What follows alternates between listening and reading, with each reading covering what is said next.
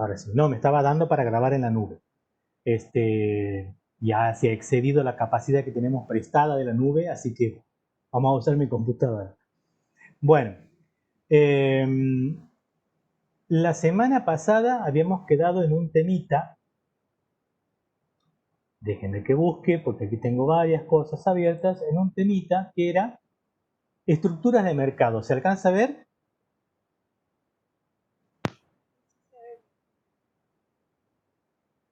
¿Sí? ¿Se ve? Sí, profe, se Perfecto, ve. perfecto. En este tema vamos a avanzar medio rápido porque son definiciones básicamente. Y vamos a ver uno que otro ejemplo, pero para que tengamos idea de lo que es el mercado y las estructuras de mercado que nosotros tenemos, ¿no? Cuando hemos hablado la vez pasada sobre esperen que achico aquí un poquito esta imagen. Las decisiones que tomaban las empresas, ¿se acuerdan que hemos visto la producción, por un lado, los costos, cómo interferían en las decisiones de la empresa, digamos, son los que definen si una empresa sale o no a vender un producto en el mercado? También esas decisiones dependen del tipo de mercado donde operan. Cuando hablábamos de mercado, hablábamos de oferentes y demandantes que se juntan en un lugar físico para poder intercambiar ese producto a un precio determinado. Un producto a un precio determinado. Y se forma lo que se llama un punto de equilibrio. Eso es en un mercado en donde hay oferentes y demandantes, donde hay muchos oferentes, muchos demandantes, y ese es un tipo de mercado que es el más conocido, que es el que nosotros normalmente vemos. Pero normalmente también hay otro tipo de mercados que están un poco más ocultos, quizás por la pocos casos que tenemos. Nosotros vamos a ver, en la medida que me permite esto, está. Las empresas deciden sobre la cantidad del bien que ofrecerán, ya que el precio viene determinado. El mercado fija el precio. Por lo tanto, las cantidades están en función también de los costos de cada empresa. En otros casos, serán los consumidores quienes decidan la cantidad que van a demandar y también está en función del precio que es fijado por las empresas. Cuando se altera ese precio de mercado, cuando cambia, sube o baja ese precio de mercado por alguna cuestión, los efectos sobre la empresa que decide modificar el precio serán muy distintos según el tipo de mercado donde esté actuando la empresa. Es decir, que cada empresa jugará con sus valores de costos en función del precio que haya según el mercado que tengamos. Por ejemplo, en un mercado de competencia perfecta, que vamos a ver bien de qué se trata, el precio de mercado lo define el mercado, los oferentes y los demandantes, por intercambio y un acuerdo entre el precio de equilibrio y la cantidad de equilibrio. En ese mercado, el oferente no puede modificar el precio. Pero hay algunos casos en donde el oferente sí puede modificar y puede fijar el precio que él quiera. Entonces, vamos a ver en qué caso es. Cuando tenemos muchos vendedores y muchos compradores, hablamos de competencia perfecta. Muchos compradores y muchos vendedores, ¿sí? Por ejemplo, también se da una serie de condiciones para que el mercado sea de competencia perfecta, en donde el producto sea idéntico. En cambio, cuando el producto es diferenciado, es decir, que el producto puede tener una variante con respecto al competidor, estoy en un mercado que se llama de competencia monopólica. ¿Cuál sería un mercado de competencia perfecta? En donde el producto sea exactamente el mismo. Un ejemplo para que lo tengamos en claro y como una idea simbólica, el trigo. El precio, perdón, el producto trigo es igual en todos lados, porque genéticamente la especie tal es la que me genera ese grano y ese es un producto que también son denominados commodities. Entonces ese producto es idéntico. Por lo tanto, el precio del trigo lo fija la oferta y la demanda sin ningún problema. Es un mercado de competencia perfecta. El mercado, podemos hablar de otro producto como por ejemplo el pan. El pan es bastante similar, la leche, eh, el papel. Necesitamos papel, por ejemplo, papel en rollo para diarios, ¿no? Entonces, en cualquier lugar del mundo los periódicos son similares, por lo tanto, el precio de esos productos a nivel internacional se fija por la oferta y la demanda. Luego, cuando el producto es diferenciado, se habla de competencias monopólicas. Por ejemplo, un producto que tiene, pongamos, una leche chocolatada, diferenciado de lo que es la leche. La leche es la misma en cualquier lugar del mundo. La leche chocolatada es una variante del producto, o sea que hay una diferenciación. No hay muchos que produzcan ese producto. Por lo tanto, los oferentes no van a hacer mucho. Y cuando tenemos pocos oferentes, hablamos de oligopolio. Oligo significa pocos. Oligoelementos en la fisiología eran los elementos mínimos que la planta necesita para crecer. Bueno, aquí también cuando son muy pocos los que ofrecen esos bienes, digamos, se habla de oligopolio.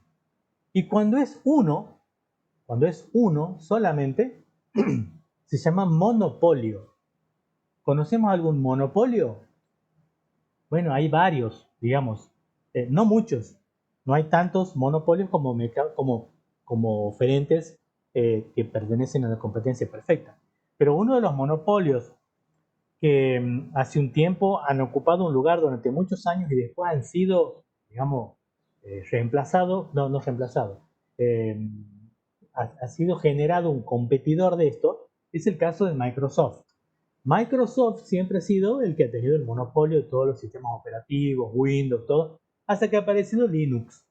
Y Linux le hace una especie de competencia. Entonces, ¿entienden lo que es el monopolio? Era que una sola empresa o una sola persona es la que brinda el servicio. En la Argentina hubo un tiempo en donde el monopolio de las comunicaciones lo tenía la Compañía Argentina de Teléfono. Si era una empresa estatal que brindaba ese servicio. Obviamente la empresa podría haber cobrado cualquier cosa, pero no era una empresa privada, era una empresa estatal. Entonces los precios eran relativamente bajos. Cuando se ha privatizado eso, ya han venido dos empresas, porque si le vendían a una empresa iba a haber siguiendo monopolio, pero iba a ser una empresa, sea Telecom. Entonces el gobierno, en ese momento de Menem, dispuso la venta de la Compañía Argentina de Teléfonos en dos empresas. Una se hizo a cargo del norte y otra del sur en la Argentina, que sería Telecom por un lado y Telefónica por el otro. Luego vinieron las empresas de telefonía celular y todo eso. Pero ese es un caso en donde había un monopolio y luego pasó a ser un oligopolio porque son dos o tres empresas las que proveen un servicio o un bien. Todas estas estructuras son modelos que permiten comprender cómo funciona el mercado. Entonces, en el caso de la competencia perfecta, en donde hay muchos oferentes y muchos demandantes, se habla de atomización del mercado. ¿Qué significa la atomización? Cuando ustedes toman un atomizador, un pulverizador, ese que usamos últimamente para el alcohol, lo que hacemos es pulverizar. O sea, una unidad, una gota, la multiplicamos en miles de gotas. O atomizadores, lo mismo. Entonces, una unidad la multiplicamos en mucho. Y significa que el mercado está totalmente atomizado. O sea que hay muchísimos oferentes, muchísimos demandantes. Cuando tenemos una situación de esa, hablamos de competencia perfecta. Otra cuestión que se da en la competencia perfecta es la homogeneidad del bien. El bien es igual. El tomate es un bien de un mercado de competencia perfecta. La naranja es un bien. El limón es un bien. La leche, los commodities en general son bienes de competencia perfecta. Un ejemplo también clásico que nosotros vemos para dar un caso de competencia perfecta es el de la bolsa de valores. La bolsa de valores lo que se vende son acciones. Las acciones son las mismas.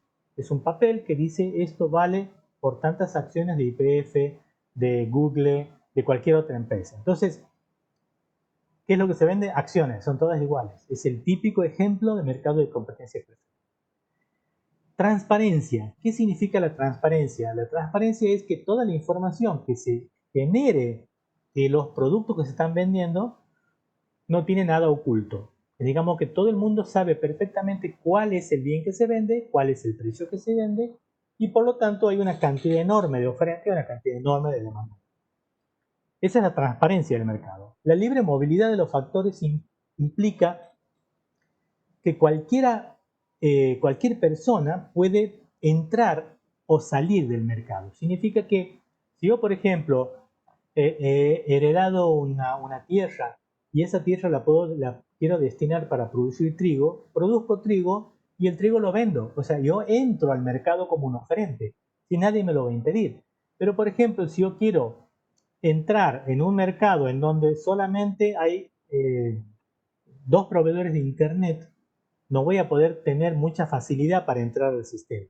Y obviamente los factores que yo use, digamos, coloque, digamos, en esta actividad, no van a tener facilidad de entrar a trabajar o a competir o también de salir del sistema de mercado.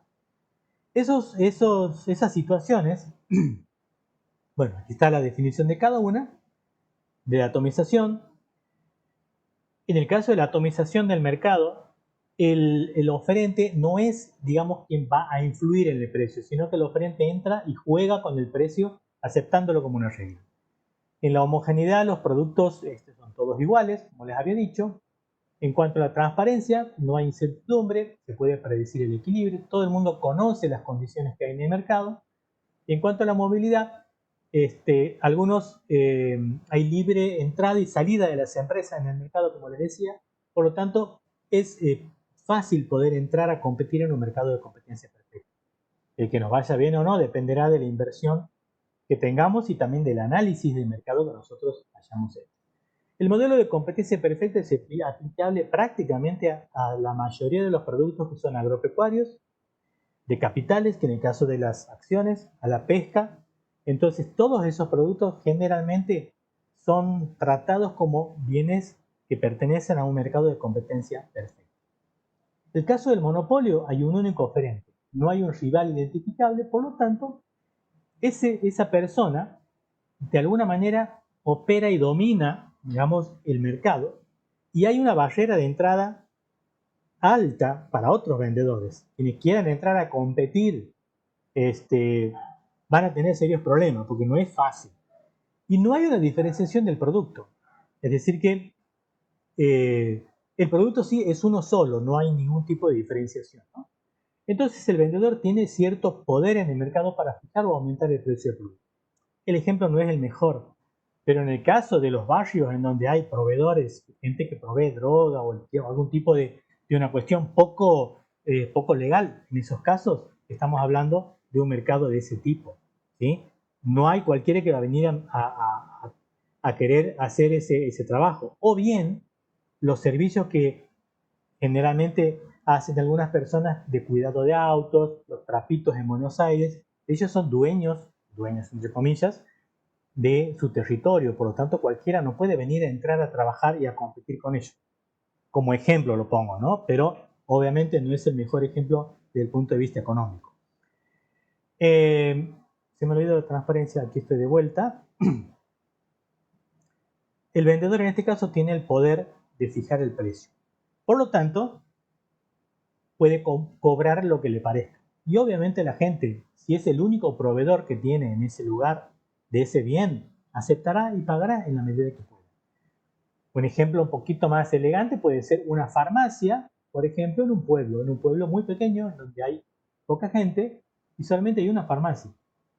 Y la farmacia más cercana está a varios cientos de kilómetros. Entonces, lamentablemente, uno tiene que pagar el precio del remedio a lo que me quiera cobrar el farmacéutico. Si hay una ética en el medio, no abusará de sus clientes, pero no está estipulado en ningún lado eso.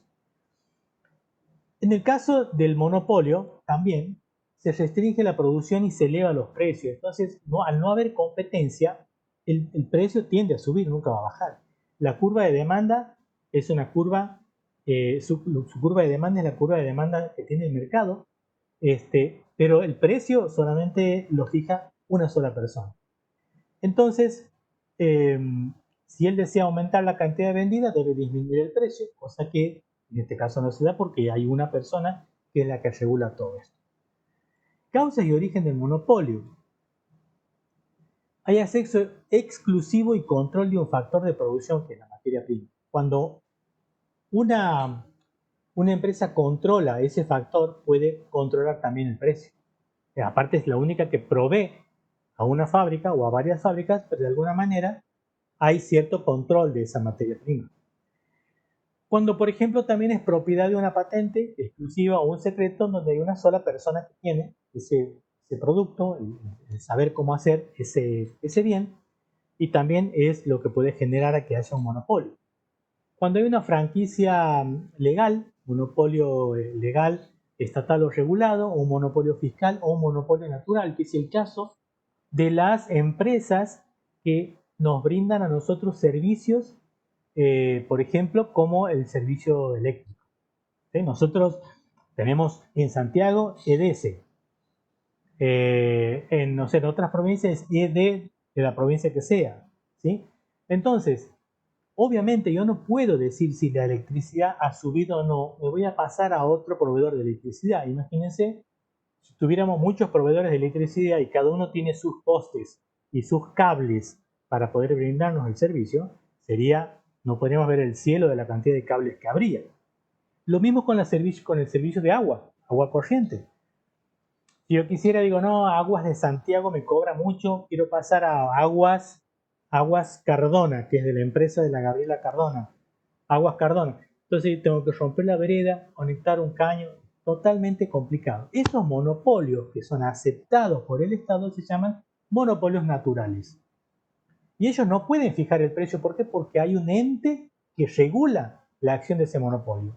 Y ese ente, por ejemplo en Santiago tenemos el ente regulador de servicio de electricidad en RECE. O hay otro que es un ente que regula el servicio de agua potable, cloacas, es otro ente. Creo que se llama ERSAC. Entonces, siempre hay algún mecanismo para controlar eso. Participa alguien del Estado, participa alguien de la empresa y participa alguien de los clientes, ¿no? O cuando tenemos economías de escala también se puede dar el caso de monopolios. O sea, no hay muchas empresas que se dediquen a fabricar cohetes o satélites. El caso que tenemos nosotros aquí en Argentina, una empresa de Sinbad, no compite prácticamente con nadie.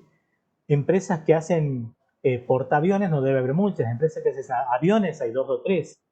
Boeing y Airbus y no sé si hay otra más. Entonces, cuando hablamos de economía de escala, también tendemos a tener un producto de los que participarían como monopolio. Los casos de monopolio que tenemos: gas, agua, transporte urbano, recolección de basura, energía eléctrica, correo, ferrocarriles, combustibles, en general, ¿sí? Cuando tenemos una competencia de pocas empresas, como por ejemplo combustible, en donde el bien es el mismo, si hablamos de competencia monopólica, por ejemplo, ¿no? Tenemos, que sería el caso muchos oferentes, diferenciación, perdón, esa no es la competencia monopólica, me he confundido. En la competencia monopólica hay diferenciación del producto, no hay barrera de entrada a otro vendedor, hay muchos oferentes, el vendedor tiene cierto poder para fijar el precio en el mercado y es, por ejemplo, son productos similares pero no idénticos. Cada empresa es capaz de diferenciar su producto de la competencia actuando como monopolista de una marca. Entonces, hay una diferenciación. Esa diferenciación le permite a la empresa cierto grado de control y poder sobre el precio. Y la publicidad es la que crea las diferencias, reales o aparentes, entre esos productos que tienden con eso a captar clientes. En realidad el producto puede ser el mismo, pero con la publicidad o con la presentación nos hacen ver que son distintos. Aquí vemos, por ejemplo, muebles. Los muebles son todos elementos que son útiles en nuestra casa, que los podemos usar, uso diario. En realidad son todos parecidos, pero de pronto puede haber muebles metálicos, muebles de melamina, muebles de madera. Entonces, hay una diferenciación. Restaurantes, que son contenedor libre, que son exclusivamente de comida rápida, pero en definitiva te venden comida. En productos alimenticios, en productos textiles, en estaciones de servicio, es el caso del combustible, y los servicios que nos dan esas estaciones de servicio, aparte del combustible. Los almacenes, el modo de venderlo a los almacenes, las inmobiliarias, peluquerías, farmacias, son los denominados competencias monopolísticas. No hay muchos, no hay tantas farmacias, aunque últimamente farmacias hay muchas, pero no hay tantas peluquerías ni inmobiliarias como clientes, ¿sí? No hay miles en una ciudad. Hay decenas o a lo mejor unos cuantos cientos, pero no miles. El oligopolio, en el oligopolio existen pocos oferentes, puede haber algunas barreras de entrada a otros vendedores y puede haber diferenciación del producto. En este caso el vendedor sí puede influir, tiene poder de influir en el precio del producto, pero el precio depende de también lo que hagan los demás vendedores. Entonces, en esos casos tenemos como por ejemplo, el producto puede ser homogéneo o diferenciado mediante marcas también vía publicidad, algo parecido al anterior, hay una diferencia un poquitito más fina. Y eso sí, hay una interdependencia estratégica. Cada empresa tiene capacidad de influir en las decisiones también de sus competidores. Es decir, que si son 2 o 3 empresas y uno sube el precio, va a hacer que el otro también tienda a subir.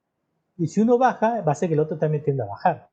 ¿Sí? Porque van a ir compitiendo entre ellos. Son como pequeños monopolios que compiten entre sí. Se llama también cártel cuando se ponen de acuerdo. A veces, por ejemplo, en vez de preferir cierta rigidez entre los precios, forman como acuerdos. La organización que vendía o que vende, la organización que venden petróleos, que son los OPEP, son los países proveedores de petróleo a nivel mundial. Antes de la guerra de los precios, ellos se ponían de acuerdo y fijaban un precio. Y algo también debe suceder, yo no lo conozco, pero debe suceder, por ejemplo, con las empresas de telefonía. Se ponen de acuerdo, sube una y la otra hace una promoción, pero terminas pagando lo mismo que la empresa A. La Telecom sube, personal sube el precio y claro, te aparece diciéndote, no, nosotros no subimos, pero te vendemos tal servicio. Y después aparece Movistar también con otra oferta.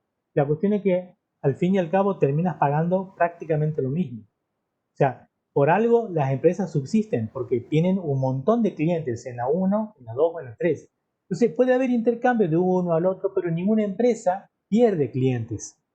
¿Sí? Entonces hay una especie de acuerdo que hace que eso se mantenga en el tiempo y ganan los 3 o 4 empresas que provean. Entonces eso es lo que se llama un cártel. En el caso también del oligopolio tenemos, por ejemplo, los automóviles, los casos de petroquímicas, bancos, gaseosas, compañías aéreas, electrodomésticos, cigarrillos, aspirinas, acero, aluminio, sal, cemento, cal. Son muy pocas las empresas que producen esas cosas, ¿sí? Pero los precios pueden ir variando más o menos de igual manera. Sube una y al tiempito sube la otra. Pero generalmente hay como una especie de acuerdo entre ellos. Bien, esta era la parte que faltaba de la unidad anterior, digamos, de lo que es estructuras de mercado. Vamos a ver ahora, terminamos, digamos, la unidad 2, la presentación del día 2 y vamos a lo que es el día 3. Me ha llevado media hora esto y aquí vamos a ir un poquito también, de alguna manera. Día 3 nos tocaba ver lo que son variables macroeconómicas. Lo que son variables macroeconómicas nos va a permitir mirar la economía desde el punto de vista macro. ¿Eso qué significa? Lo que hemos venido viendo de la estructura del mercado, lo que sería la función de producción, oferta, demanda, costo, eso entra dentro de lo que es la microeconomía. Cualquier libro de economía lo va a tratar de esa manera. Pero cuando analizamos ya el contexto referido a un país, en donde analizamos variables del tipo agregadas, es decir, que ya no hablamos solamente de la producción de una empresa que produce limón, sino que vemos de todo el sector agropecuario, todo el sector agrícola, o el sector, digo bien, un sector cítrico, sector lechero, del sector de carne, del sector automotor, y ya empezamos a hablar de macroeconomía. Cuando yo hablo de la empresa Ford, de la empresa Renault, estoy hablando de microeconomía, porque estoy haciendo hincapié en una empresa, desarrollando la actividad de una empresa, el precio, la producción, el costo de una empresa. Cuando hablamos del sector y hablamos de variables macroeconómicas. Y aparte vemos otras cosas más en la macroeconomía. Entre ellas vamos a ver, por ejemplo, variables como las que desempleo, vamos a ver inflación, vamos a ver Producto Bruto, etcétera, etcétera. Entonces la macroeconomía es el marco o entorno general económico medido por variables agregadas o variables denominadas globales, que tienen interés para todos los individuos y también para un país, para el Estado, para el gobierno, ya que con las decisiones que el Estado pueda tomar y muchas grandes empresas pueden incidir en el bienestar de la sociedad. Entonces ya tiene aquí importancia global, lo que se hable en lo que es la macroeconomía. La macroeconomía, de acuerdo a las definiciones que tienen los libros, se ocupa de estudiar el funcionamiento de la economía en su conjunto, todas las variables intercaladas, interrelacionadas entre sí, y que eso me permite a mí obtener una visión simplificada de la realidad y poder actuar sobre el nivel de la actividad económica de un país, desde el punto de vista del Estado, del gobierno que actúa. Yo, con mi decisión de comprar o no un bien, no voy a modificar las cuestiones macroeconómicas. Si yo voy a comprar $200, se puede comprar, no, si voy a comprar $200, no va a aumentar o disminuir las reservas en el banco, ¿está? Pero si el Estado permite que todo el mundo compre dólares, el que pueda, ¿sí? Sí puede haber de pronto una sangría de dólares del Banco Central, como sucede. Entonces esas decisiones las toma generalmente el sector de gobierno. Ahí están comentando que se ha cortado, puede ser, Oscar. Yo hasta ahora creo que tengo señal, sigo trabajando, sigo grabándolo, ¿no? Y la macroeconomía, en otras palabras, es el estudio de cómo nos organizamos como sociedad, como el Estado, el gobierno también, el gobierno de turno, nos organiza como sociedad para poder producir los bienes, servicios y distribuirlos y luego consumirlos y generar que esa actividad, digamos, siga viviendo, que esa actividad económica siga generando bienestar para el país y bienestar para nosotros que somos los individuos. En cuanto a la macroeconomía, también vemos que mide y estudia lo que son variables económicas agregadas. Eso significa, cuando hablamos ya de niveles de sector, el sector financiero ya habla de una cuestión, agregada. ¿Los demás me escuchan? Oscar me está diciendo que no escucha.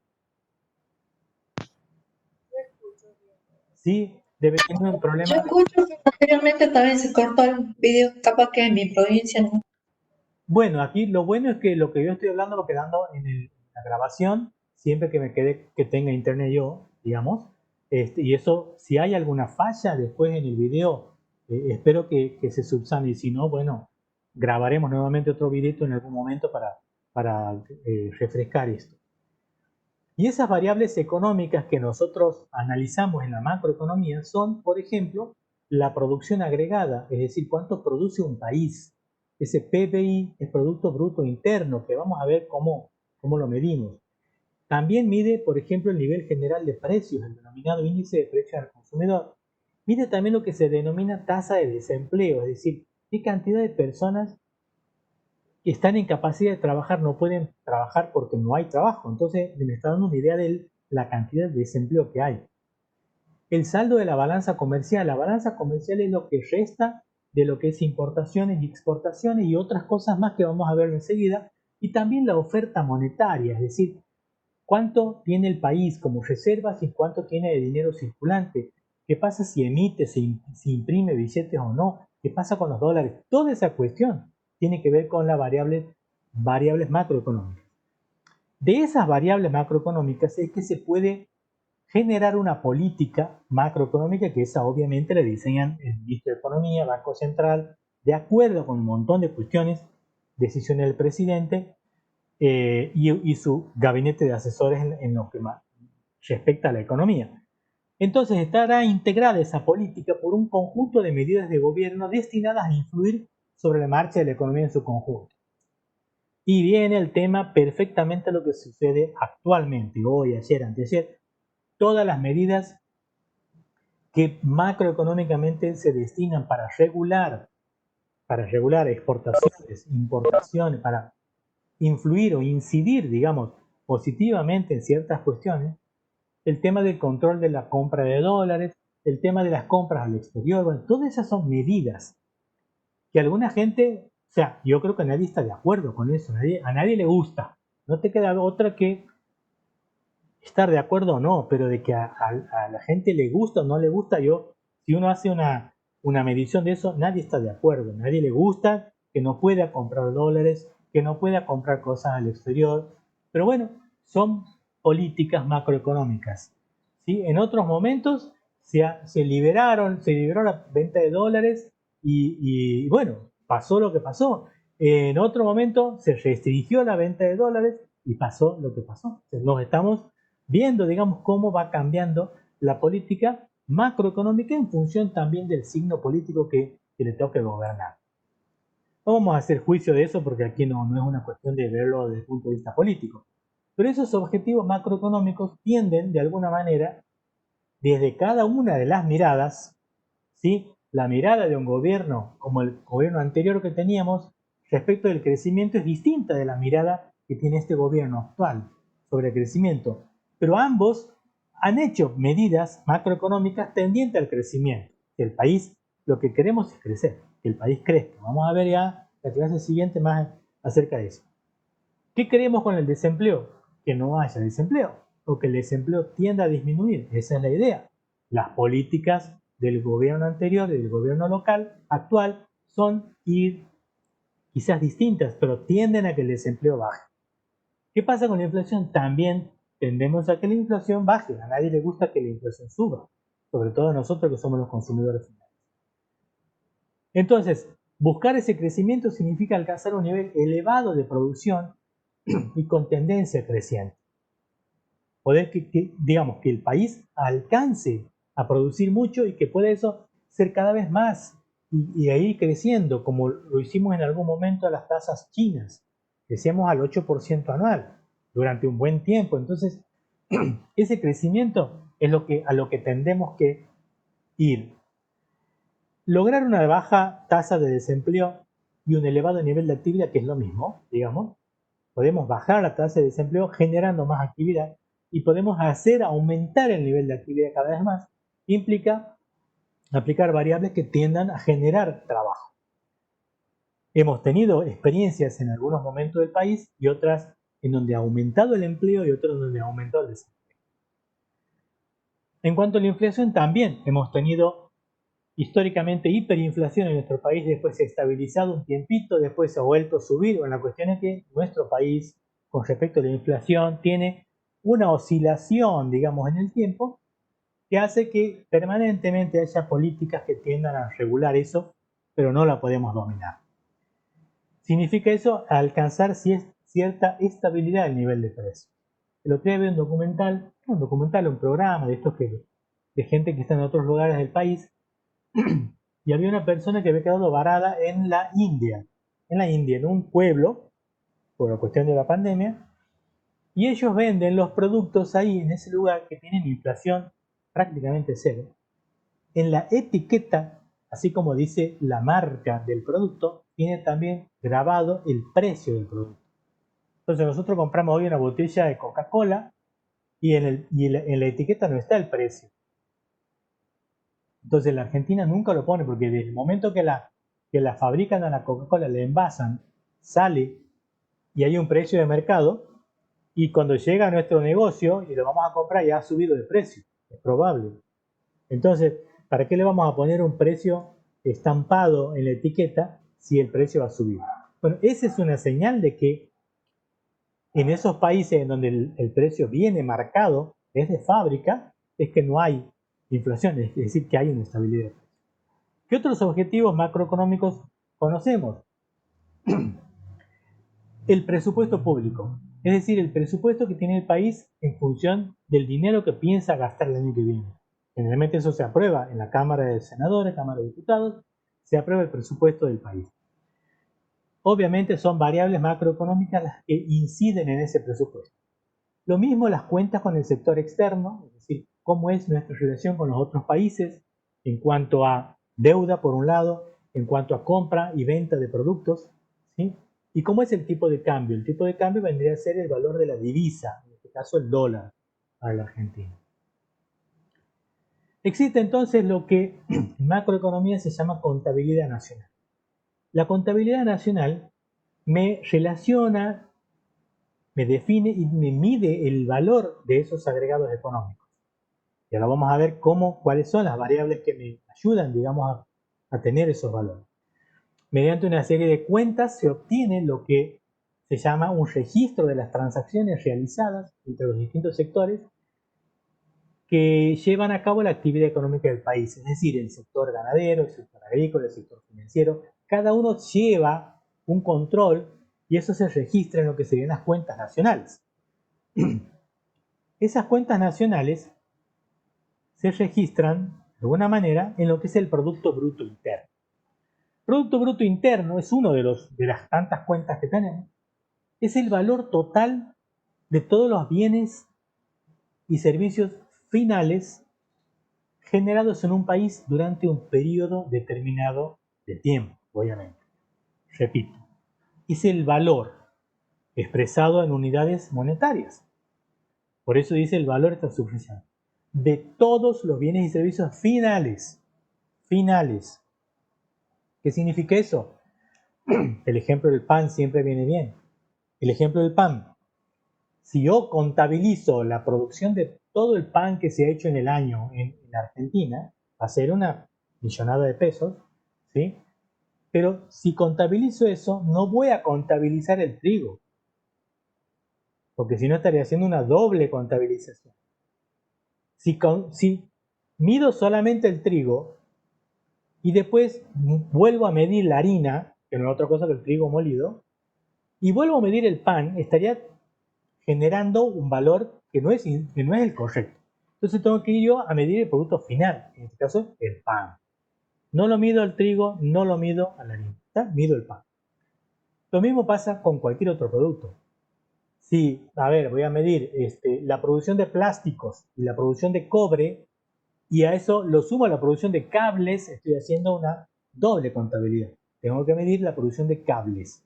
Ahí está incluido el plástico y el cobre de ese cable. ¿Está? Bueno, si sumo todos los bienes y todos los servicios, entre esos servicios está este curso, que se ha generado en un país, en un periodo determinado, obtengo un número. Ese número lo calcula el Ministerio de Economía, con toda una división que tiene sobre cálculos, y me da un número. El Producto Bruto Interno del año 2016, 4 años atrás, era de 704.711 millones de pesos. Eso es medido a precio del 2004. Es decir que en el 2004 es un año que ha habido cierta estabilidad, si quiere, se lo toma como un año de referencia. Vamos a ver enseguida que son valores nominales y no. Y a partir de ese valor de referencia, nosotros estimamos cómo han ido creciendo los productos brutos siempre referido a ese valor, tomando como patrón o como testigo. Nos sirve, se llama año base. Siempre se busca un año que no haya habido mucha inflación, que no haya habido problemas políticos. Imagínense, el 2001 no podría ser nunca un año base. El 2001 que hemos tenido una inflación enorme, el presidente de la Rúa dejó el gobierno, una devaluación, obviamente. En el 2004 la cuestión estaba un poco más estable, creo que estaba el Néstor Kirchner, en ese momento había cierta estabilidad, fue tomado ese año como uno para tomar de referencia. En el año 2007, el Producto Bruto Interno subió a 725.330 millones, ajustado siempre al valor del 2004. En el 2018 habrá subido o habrá aumentado,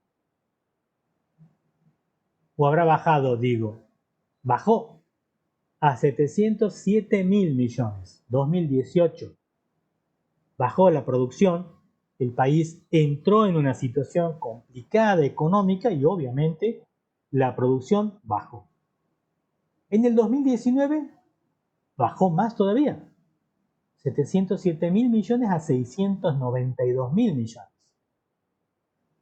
Y en el 2020, lo vamos a ver enseguida, no tenemos el dato de todo el 2020, pero ya estamos cerca del final, podemos inducir algunas cosas. ¿Qué me mide el Producto Bruto Interno. Ustedes ven que puede subir, puede bajar, eso permanentemente tiene oscilaciones en la historia de la Argentina. ¿Qué me mide el Producto Bruto Interno? El comportamiento global de una economía. Cuando el Producto Bruto sube, estamos diciendo que el país crece. Cuando el Producto Bruto baja, estamos diciendo que el país no está bien, evidentemente. Es un indicador, dice, mide el comportamiento global de una economía y también es un indicador de bienestar de la sociedad. No siempre es así, pero no mide el producto la calidad de vida de la sociedad. Podemos decir que es un indicador del bienestar de la sociedad cuando hay trabajo, cuando hay, las empresas producen, exportan, ya está todo bien económicamente, pero no necesariamente está midiendo la calidad de vida de la sociedad. ¿Qué significa esto? Nosotros podemos llegar a producir mucho más si nuestro Producto Bruto puede crecer, si en vez de trabajar 8 horas por día nos dicen, muchachos, vamos a trabajar ahora 11 horas por día. Evidentemente la calidad de vida va a bajar, aunque produzcamos mucho más. ¿Entienden el concepto? Hay otros indicadores. El índice de bienestar económico sustentable. Son todos indicadores que me hablan ya sobre cuestión de la sociedad, pero nosotros no vamos a eso. Vamos más a la medida del Producto Bruto. Digamos, podemos ir a ese tema, pero no es el objetivo del curso. En esa calidad de vida también está incluida la calidad ambiental, también está incluida los productos familiares, también está incluida la actividad informal, ¿sí? Que eso no está registrado en el Producto Bruto. También está en el Producto Bruto lo que, a ver, aquí vemos, en otro lado lo tengo anotado, ya vamos a verlo, pero que también en el Producto Bruto se mide lo que se produce, pero no se cuantifica lo que se destruye. Vamos a hablarlo en ese término para que entendamos. Yo puedo medir la producción minera y eso suma en el Producto Bruto, pero no estoy contabilizando la disminución de calidad ambiental. Por ejemplo, en agua potable, en agua disponible que tengo, ¿sí? O puedo producir muchas oleaginosas para exportar y no estoy midiendo en el Producto Bruto la pérdida, por ejemplo, de fertilidad en algunas zonas en donde se ha agotado el suelo por la actividad agrícola excesiva o mal usada. ¿Tá? Entonces, esos valores ambientales y también los valores sociales, por ejemplo, en Chile hace un tiempo se midió en el Producto Bruto, suma la cantidad de gente, digo Chile porque, bueno, ahora está pasando un momento difícil Chile, pero Chile tiene unos indicadores, unos índices de contaminación ambiental terribles en la ciudad. Entonces se mide la cantidad de gente que se trata, digamos, de la enfermedad en los hospitales o en los sanatorios privados. Y también suma en el Producto Bruto la cantidad de antigripales, remedios para el asma, tratamientos. Eso suma en el Producto Bruto. ¿Pero qué está bien eso? No, porque no estamos midiendo también la enfermedad que la gente tiene, ¿sí? O el índice de calidad de vida bajo o calidad ambiental bajo con respecto a la contaminación. Es un tema también interesante de conversar. ¿Cómo se mide el Producto Bruto? No lo vamos a medir nosotros, vamos a hacer unos cuantos ejercicios para ver conceptualmente cómo se lo mide, pero eso, como les digo, hay un equipo de gente, economistas puros, nosotros somos ingenieros, economistas puros que están midiendo permanentemente la evolución de la economía y ellos son los que tiran al final del año la cifra del Producto Bruto. Se mide por un método del gasto que tiene un enfoque del producto que se hace y otro es por el método del ingreso que tiene un enfoque en los costos. ¿Qué significa esto?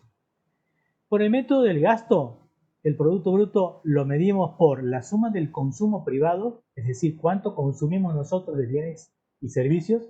Eso se registra. Es fácil porque uno va a comprar una camisa y si obtiene la factura de esa camisa, esa factura está registrando la compra de nosotros por nuestro lado y obviamente se registra y eso suma luego a todo lo que es consumo. Gasto público es la otra componente, es lo que nosotros gastamos. País, por ejemplo, en salud. Hoy tenemos un gasto público enorme en salud por el tema de la pandemia, ¿sí? Y obviamente educación, salud, seguridad, transporte público que sea pagado por el Estado, digo, traslado de ambulancia, todo eso es gasto público, ¿sí? Todo lo que se le paga a los gendarmes, todo lo que se le paga a la policía es gasto público. Lo que me pagan a mí como docente es gasto público. Por otro lado está la inversión bruta, que es lo que las empresas invierten en el país, sea en bienes de capital, que es, y es la inversión que nosotros queremos que venga a nuestro país. En este momento nadie quiere venir a invertir. Sin embargo, hay algunas cuantas empresas que confían un poco en el país y han hecho inversiones. También se contabiliza para el método del gasto para obtener el Producto Bruto las exportaciones menos importaciones. ¿Qué es eso? Las exportaciones es lo que nosotros podemos llegar a vender al exterior. Eso obviamente depende de unas cuestiones que vamos a ver enseguida, pero es lo que el país puede producir y exportar. Y por otro lado, lo que el país necesita e importa, que son las importaciones. Esos elementos son los que conforman el método del gasto. Y el método del ingreso,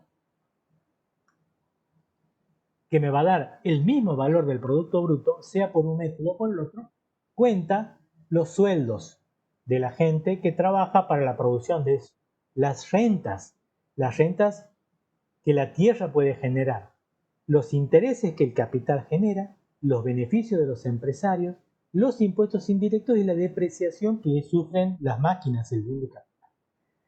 Obviamente, el método más fácil para poder obtener esto es el método del gasto, porque esa información está mucho más a mano que la otra. Los sueldos, las rentas, los intereses son informaciones que son de carácter privado para las empresas y a veces no es fácil de obtenerlas. Pero los valores que da el Producto Bruto es el mismo. También hemos oído hablar del Producto Interno y del Producto Nacional. El PBI es el más conocido. PBI significa Producto Bruto Interno. ¿Sí? Ese Producto Bruto puede ser interno o nacional, o puede ser Producto Bruto o neto. Vamos a ver las diferencias que hay. En realidad son muy similares. Son diferentes maneras de mirarlo y tienen una leve diferencia uno y otro que lo vamos a ver aquí a continuación. El Producto Interno, olvidémonos del bruto, también conocido como PBI, pero el Producto Interno, hace referencia a la producción total que se efectúa dentro de las fronteras de un país, con independencia de la nacionalidad del capital. ¿Sí? Entonces, si en la Argentina está, vamos a ver Samsung, una fábrica de Samsung, no es argentina Samsung, ¿no? Creo que es coreana o japonesa, no sé. Pero si aquí tuviéramos una empresa de Samsung, lo que produce Samsung en la Argentina forma parte del Producto Bruto de la Argentina, ¿sí? En cambio, el Producto Nacional recoge el valor de la producción total obtenida únicamente por los factores productivos nacionales situados en el país o en el extranjero. Si nosotros ahora vemos que Sancor es una empresa argentina, Arcor es una empresa argentina, que de pronto tenga una fábrica de caramelos en Perú, que de hecho sí la tiene, lo que produzca Arcor en Perú va a formar parte del Producto Nacional argentino, porque es capital argentino, pero va a formar parte del producto interno de Perú. ¿Se entiende? Arcor es una empresa argentina que produce en la Argentina y en el Perú, en Chile también y en Brasil también. Entonces, lo que produce Arcor en Brasil forma parte del Producto Interno de Brasil, pero forma parte del Producto Nacional de Argentina. Cuenta en la producción nacional. ¿Está claro? El Producto Bruto es la producción que se obtiene con trabajo y capital situado dentro del país. El Producto Bruto Nacional es la producción que se obtiene con trabajo y capital propiedad de los residentes de un país. Si aquí la empresa Samsung trabaja, lo que produce forma parte del Producto Interno de la Argentina, pero forma parte del Producto Nacional de Corea, Japón, China, donde sea, de la otra empresa. ¿Sí? Ese es el otro caso. En cuanto al producto neto y producto bruto, ahí vemos producto bruto y producto neto.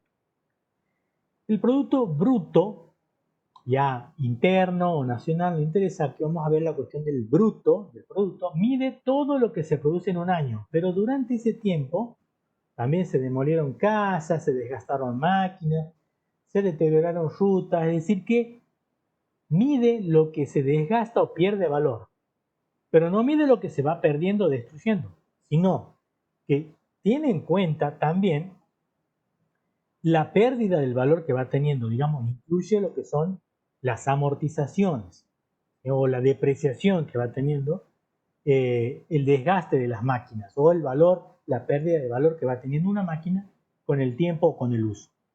El producto neto resta del producto bruto lo que se va perdiendo, el valor que se va perdiendo de las máquinas. Entonces, lo que es bruto incluye todo, lo que es neto le restamos la depreciación. ¿Sí? El neto es igual al bruto menos la depreciación. Si ustedes agarran, siempre les pongo el ejemplo de una lata de durazno natural, que rico, la lata dice peso neto. ¿Qué incluye el peso neto? El peso de la lata, del durazno y del jugo. ¿Cuál será el peso bruto del durazno? El durazno solo. Lo demás vendría a ser lo que se suma para que sea el bruto. Perdón, me he confundido. El peso neto es el peso del durazno solamente. Peso bruto vendría a ser todo. Durazno, el jugo, la lata. ¿Sí? Es el completo. Ahí está mejor.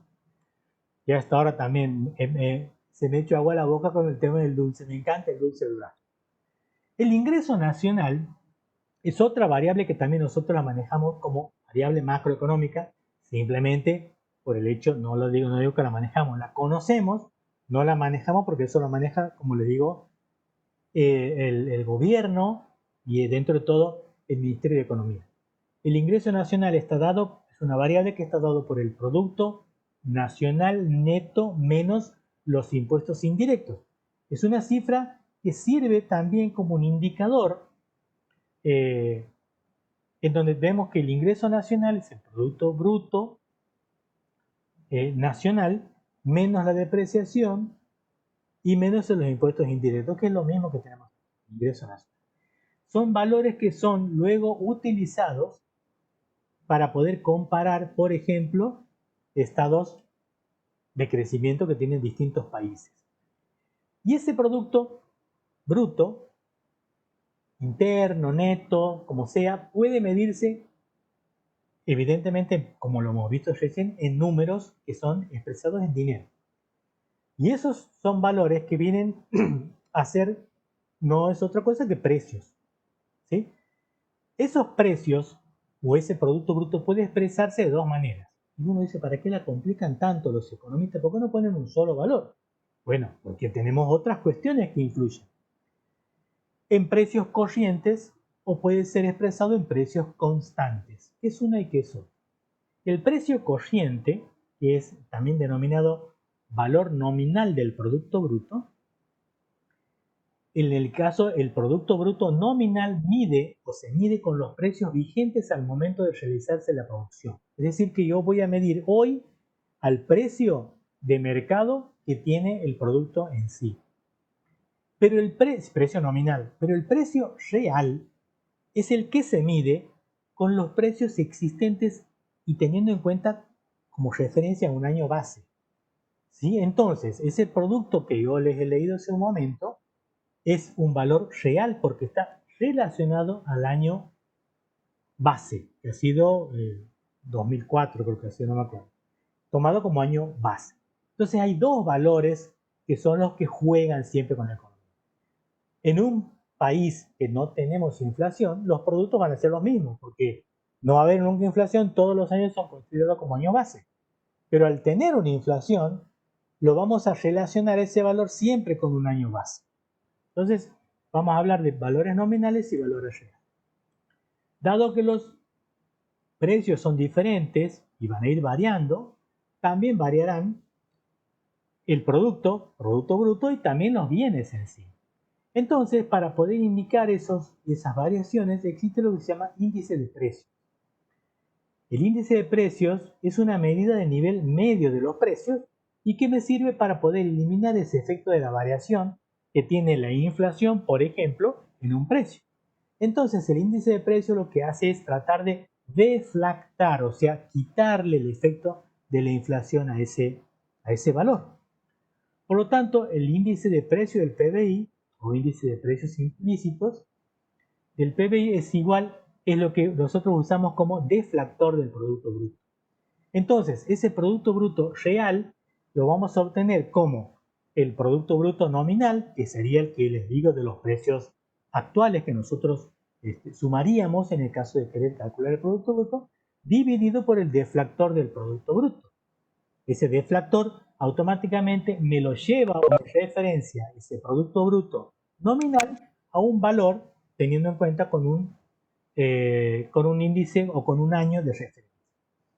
Vemos ahí cómo va modificándose el Producto Bruto, que sería ese zigzag que tiene, y el otro es en el que le quitamos el efecto de la inflación. Entonces ven que la tendencia sigue obviamente a lo que son los valores, pero ahí están como promediados los valores con valor y subas y bajas que se dan por cuestiones de inflación. Ese es en el caso del 2004 al 2017, también teniendo en cuenta como año base el 2004. Estos son los índices de actividad, cómo van también el PBI, el mismo gráfico del anterior, con una producción un poquito más ya del año 2008, en donde vemos también cómo ha ido moviéndose la actividad, teniendo en cuenta el Producto Bruto a lo largo del tiempo, desde el 2004 hasta el 2018. Y creo que tengo yo ahí, lo que tengo que hacer es salir de la presentación, les voy a hacer ver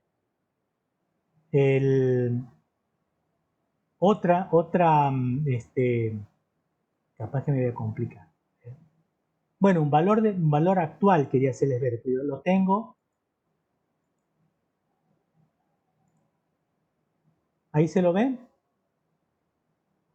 Este es el último informe que lo voy a compartir. Este es del año 2020, julio del 2020. Les voy a compartir también en el Classroom para que tengamos ahí una idea de cómo ha sido la evolución del Producto Bruto en la Argentina. Bueno, aquí tenemos exportaciones e importaciones. Este no es el informe, perdón. Este no es el informe. El otro que tengo. Profesor, no, yo no veo nada, no aparece la No imagen. se ve. No, Sí, no se ve. he cambiado de. Y este sí. No, Hecho Ahora, macana. ahora sí, pero se ve el mercado. Este sí, este. Bueno, hecho macana queriendo compartir una imagen que tenía en otro documento. Igual. Esos documentos que les quería hacer compartir son los datos del año 2020, 2019, 2020, porque la presentación tiene datos del 2018 y algunos del 2019. Pero yo, como están ahora disponibles los nuevos, he querido insertarlos, no he logrado hacerlo, pero el informe, tanto de Producto Bruto como también de cuentas nacionales, el 2020 los voy a compartir en el clase. ¿Qué información tenemos también importante dentro de lo que es la cuestión de macroeconómica? Bueno, la producción por sectores, digamos, la composición porcentual por sectores. La Argentina es un país netamente productor de productos primarios, por lo tanto, el Producto Bruto en la Argentina, un 62% lo conforma la agricultura. Fíjense que la industria y los servicios son valores en menor cantidad. Es un país que, más que nada, produce materias primas y por lo tanto hay muy poco, digamos, cargado dentro de la producción de lo que es manufactura y productos de tecnología. Pasando a otro tema, ya avanzando ya en la segunda etapa de esta presentación, vamos a hablar sobre la inflación. Ese problemita que tenemos hace bastante tiempo y que nos persigue muy de cerca en todos los periodos de gobierno que tenemos. Esa inflación no es otra cosa que una suba, un incremento sistemático, continuo, sostenido y generalizado de todos los precios de los bienes y servicios de una economía. Cuando decimos que sube el pan solamente, no estamos hablando de inflación. Si suben los alquileres, tampoco hablamos de inflación. Si sube el boleto de colectivo, tampoco hablamos de inflación. Pero si suben todas esas cosas juntas, y sube el pan, y los servicios, y suben la harina, sube el aceite, sube el azúcar, suben todos los precios, hablamos de inflación. Y evidentemente es una situación que no es agradable para ningún país. Es un problema que todos los gobiernos vienen queriéndolo combatir y en algunos casos terminan con datos de inflación más altos que cuando lo han agarrado el gobierno.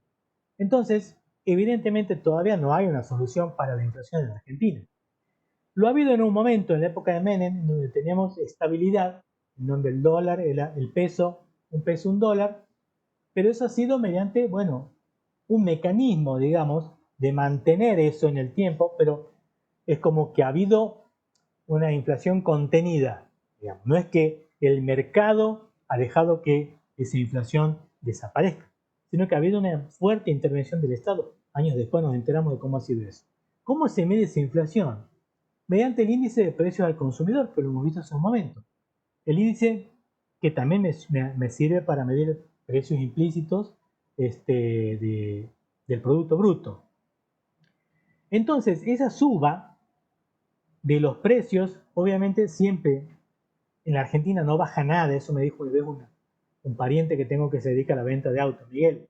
Le digo, en algún momento van a bajar los precios de los autos. En Argentina no baja nada, Miguel.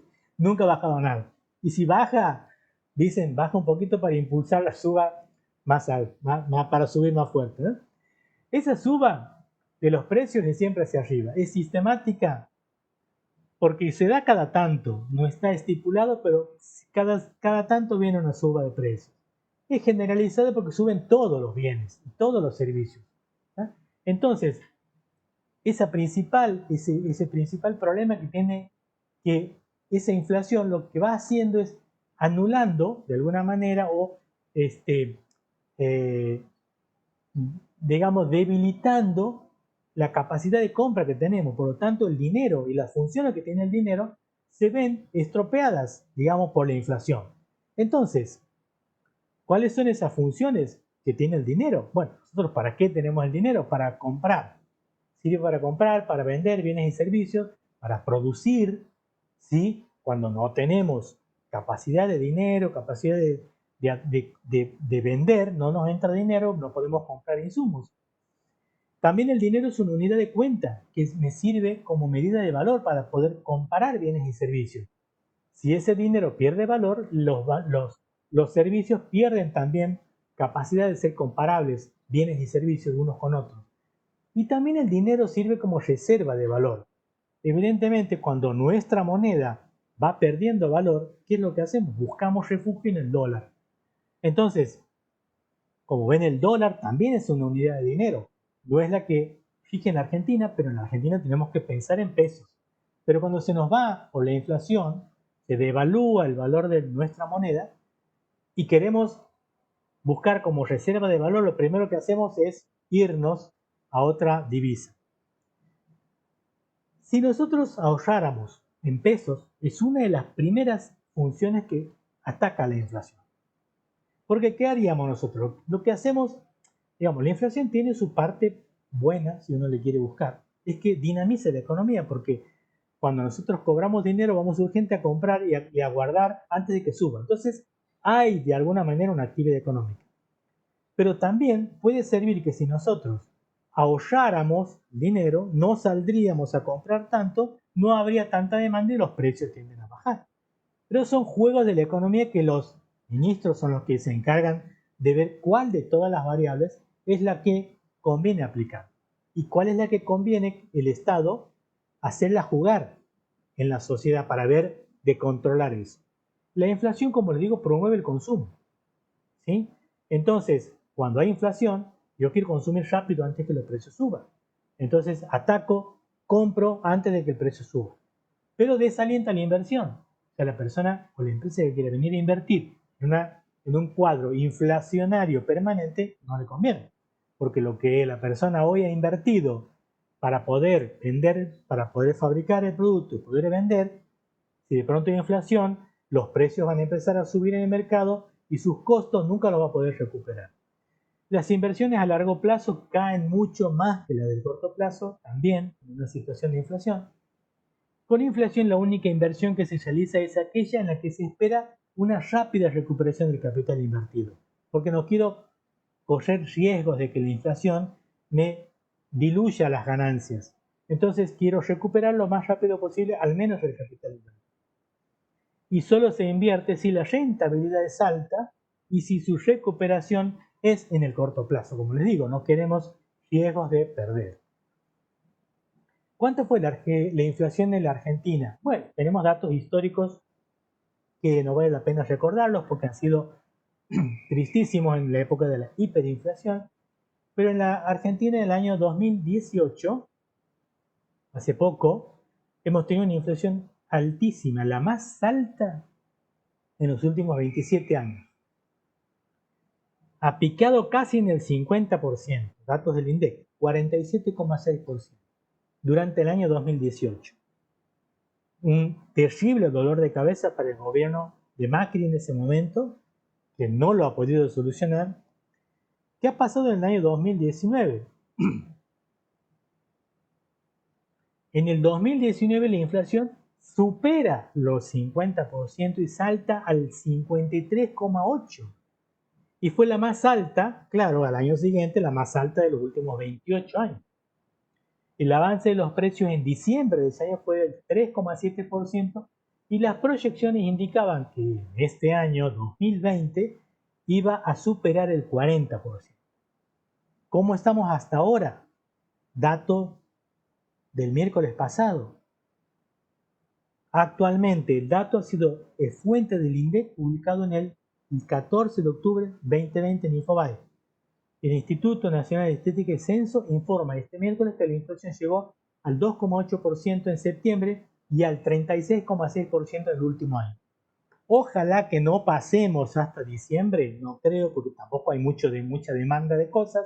La pandemia ha hecho que también disminuya la cantidad de gente que sale a comprar, a gastar. Por lo tanto, la inflación se ha visto como eclipsada, si se quiere, por la situación de la pandemia. Pero estadísticamente e históricamente va a tener un valor menor que los años anteriores. Eso puede ser positivo para el gobierno de Fernández. Vamos a ver cómo termina esto. Y otro tema, terminamos lo de inflación, vamos a ver lo que es comercio internacional en este 45 minutos que nos queda para tratar de terminar este tema. Evidentemente, el comercio internacional también es una variable importante dentro de la macroeconomía que ya juega, si se quiere, un poco desde las fronteras hacia afuera. Internamente hemos visto los productos brutos, hemos visto también la inflación, cómo incide, digamos, internamente, pero el comercio internacional puede ser, digamos, un elemento que puede ayudar en situaciones en donde el país no esté bien económicamente como las que tenemos ahora. ¿Qué está sucediendo con los dólares ahora? ¿Por qué el Estado Nacional no quiere vender, el gobierno no quiere vender dólares? Porque no hay dólares. No hay dólares en el mercado, no hay dólares en el banco, las reservas se han ido y también han salido del banco y han sido compradas por nosotros, clientes que apenas cobran el dinero, compran sus 200 dólares y después subsisten con lo que les queda en la medida que lo puedan hacer. Pero el comercio internacional sí es un mecanismo que me permitiría captar dinero en dólares por la venta de los productos.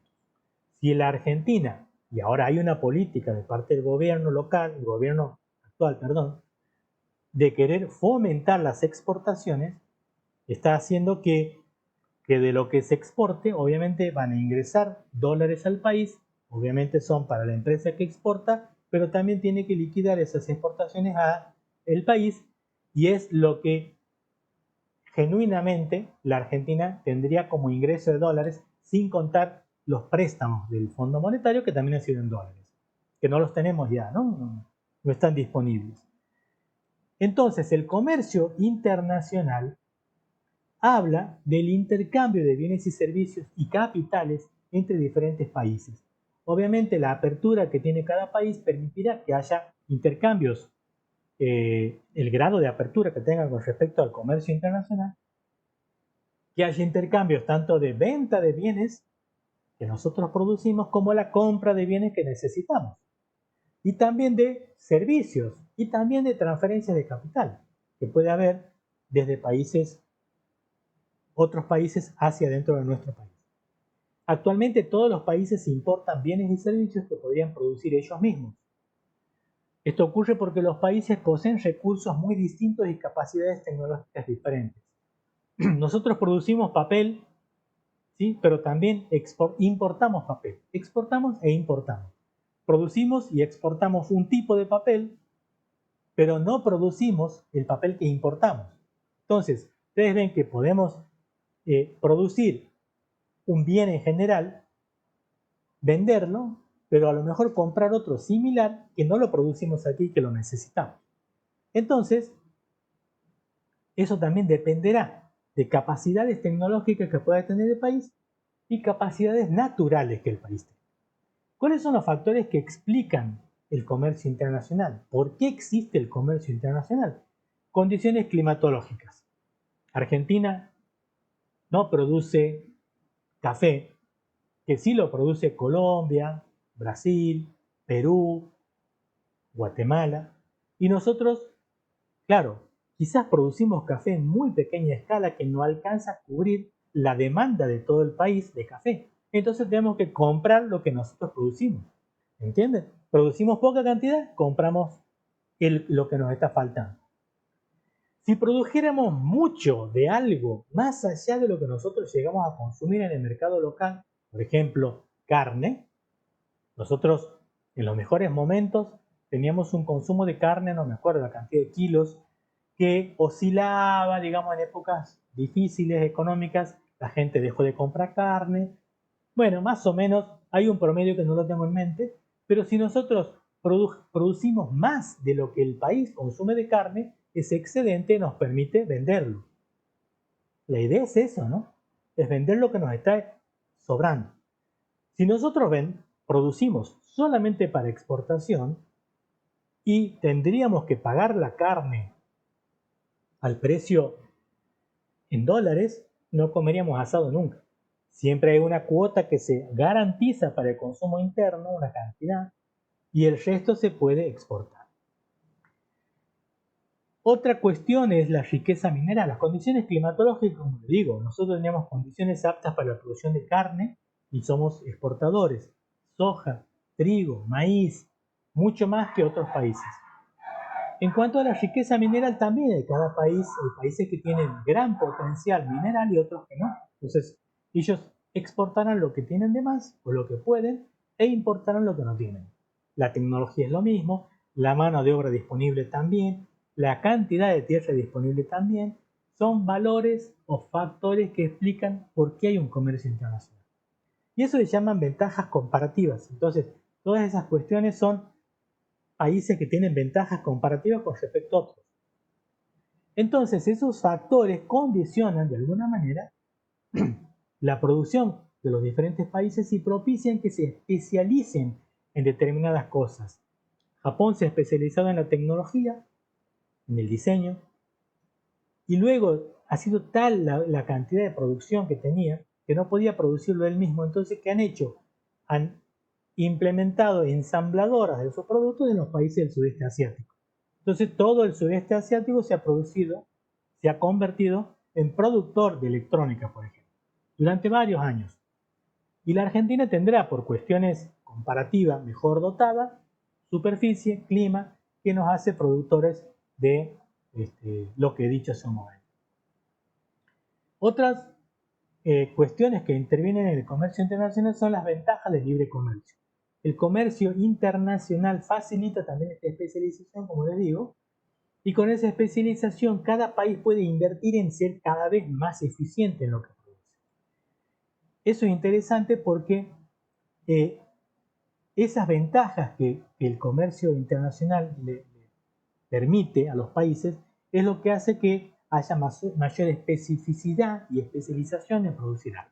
Pero también existen cosas como, por ejemplo, son los mismos países los que de alguna manera pueden llegar a controlar eso. Son ventajas de apertura, pero también hay desventajas porque hay países que pueden llegar a proteger sus productos, ¿sí? Entonces, nosotros, por ejemplo, si tuviéramos medidas de protección, haríamos que nuestros productos no salgan tanto al exterior y sean consumidos dentro del mercado. Protegemos el mercado interno. Pero también podemos proteger una industria que puede ser una industria clave para nosotros, como el desarrollo de algo, y no dejamos entrar productos que vienen de afuera que puedan competir con esta.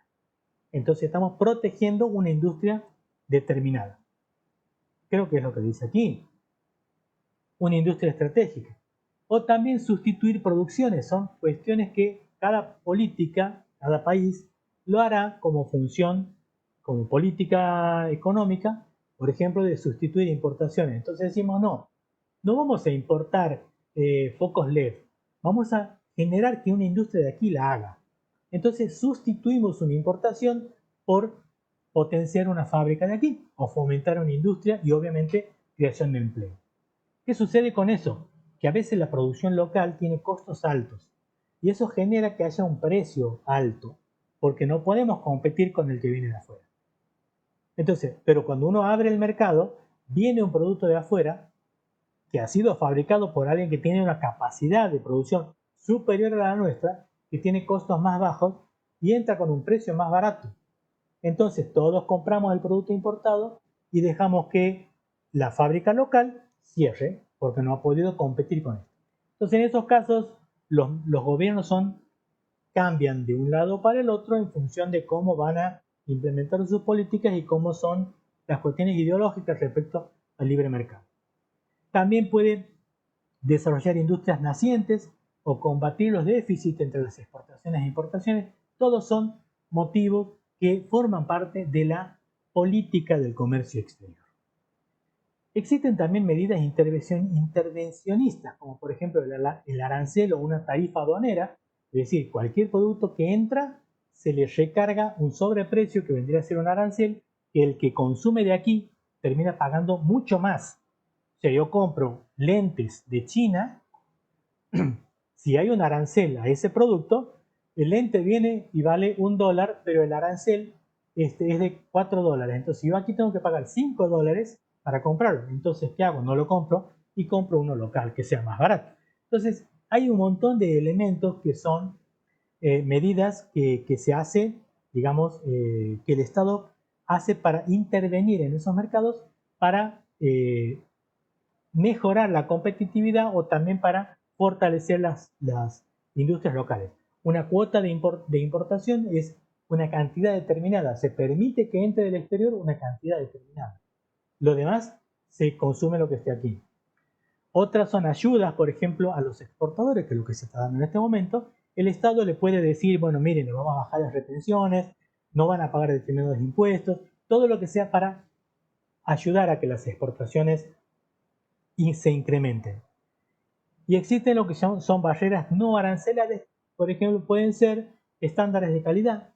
Entonces yo digo, bueno, a ver, este producto tiene una determinada cantidad de algún tóxico, entonces, por lo tanto, ese producto no entra al país.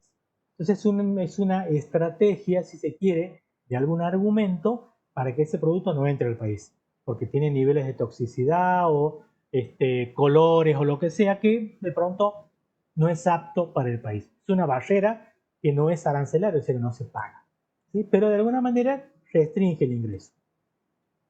Esas son las medidas, como les digo, es un impuesto que el gobierno exige a los productos extranjeros con el fin de elevar su precio de venta en el mercado interno, que sería un arancel. El gobierno impone cuotas, o sea, cantidades de productos que pueden entrar al país, eso es una cuota. O también subvenciones o subsidios a la exportación en donde se ayuda para que haya exportaciones. Y lo mismo, las barreras no arancelarias puede ser una norma sanitaria, un control de calidad o cualquier cosa para que ese producto no entre. Una vez que entra y sale de nuestro país, los ingresos y egresos que tenemos de compras de bienes y servicios, eso se registra. Y una de esas es la balanza de pagos. La balanza de pagos, como dice aquí, es un registro sistemático de transacciones económicas de un país con el resto del mundo durante un periodo de tiempo determinado. Generalmente es un año, porque forma parte también estos datos de exportaciones e importaciones dentro de lo que es el Producto Bruto. Por lo tanto, forma parte esto de una cuenta.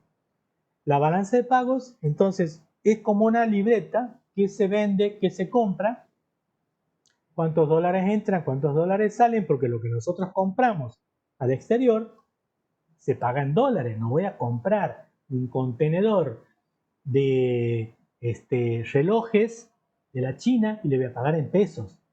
No, el chino no me cobra, obviamente. Tengo que pagar en dólares. Entonces esos dólares salen de nuestro país. Lo pagará el importador, pero son dólares que estaban dentro del país y que tienen que salir del país. Y al entrar ese producto, el importador lo vende en pesos. Entonces, como ven, hay un movimiento de dólares importante. Y si nosotros le vendemos a, no sé, a Perú, los peruanos no nos van a pagar en soles peruanos, nos van a pagar en dólares. Por lo tanto, son dólares que entran, que obviamente irán a la empresa que ha exportado, pero también una parte va a los fondos públicos.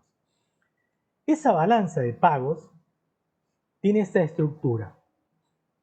Está estructurada en lo que se llama balanza en cuenta corriente, balanza en cuenta capital y también lo que se llama variación de reserva.